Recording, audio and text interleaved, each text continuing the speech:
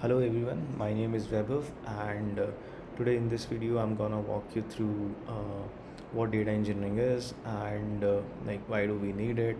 So I have kind of put a the whole roadmap, you know, like how I'll be making the videos, and so this is the whole course content which you can see on the screen. And so I'll be making videos on all these topics one by one. So I mean, I get a lot of questions around how to actually switch to data engineering field from a software engineering field, and so overall, whatever I have mentioned on the screen, these points, I'll be making a lot of videos on this, and there are still some videos present on database internals. So and I mean, you can go and check out those videos. So this is the first video which you are seeing. So, why do we need data engineering first of all? So, see, we do have a lot of application developers, pushing the data directly to OLTPs and all. And so, for because we do have a lot of data, and we do need to analyze a lot of things. So, we need such architecture or such processing engine in place where we can do analysis or processing of data in the least amount of time, because we want to make decisions on data, right? So by using normal databases like MySQL or any of the other row based databases, it is not possible, right? So we that's why we there is a gap which is being bridged by data engineers. So data engineering is just like it's a combination of software engineering, DevOps, cloud. So you basically need everything. Even if you are good at data structures and algorithms, you will still be needing it to design a lot of good data applications. So yeah, so I mean, I can see there is a whole lot of content around software engineering, how you can proceed with things, but for data engineering, I didn't see any such video. So and moreover, I'm actually in the data engineering field since last 6 years, and I have seen data engineering from the time it was called ETL engineering. And so yeah, I mean, and I have seen MapReduce being evolve, right? And so I actually used MapReduce version 1 as well. I have worked on PigScript as well. So later on we moved to Spark, as it's the new cool in the market.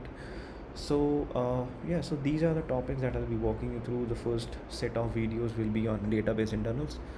uh, it will be about so see, if you want to even switch to anything around data engineering, so what my expectation from you would be that some basics of databases, like really basics. And even if you don't know it, just go and do some Google around w3 schools.com. And even if you're an application developer, I think it will still hold good for you, and even if you're a data science as well.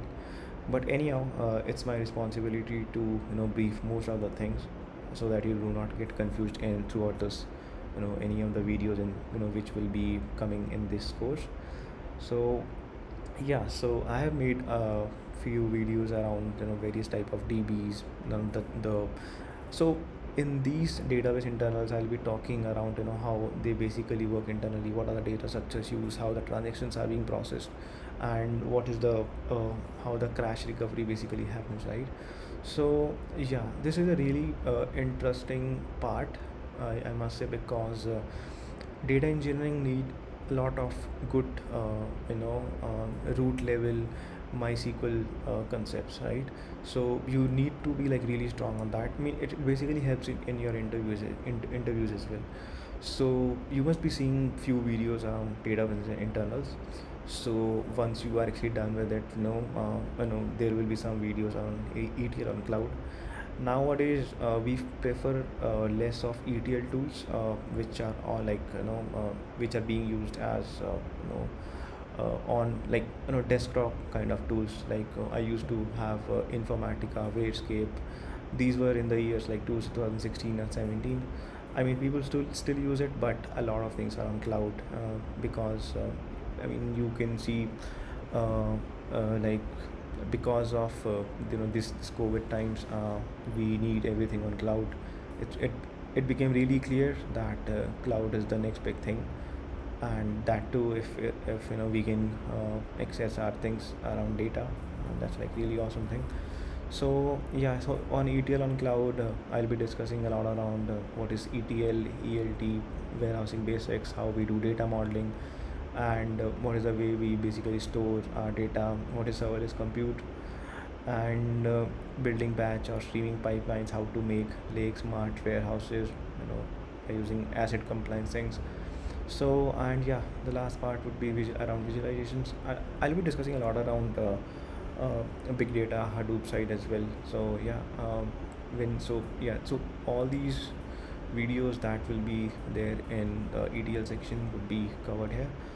And yeah, my intention is to give all this knowledge for free, and whosoever wants to actually pursue their career in the data engineering side must actually go through these videos.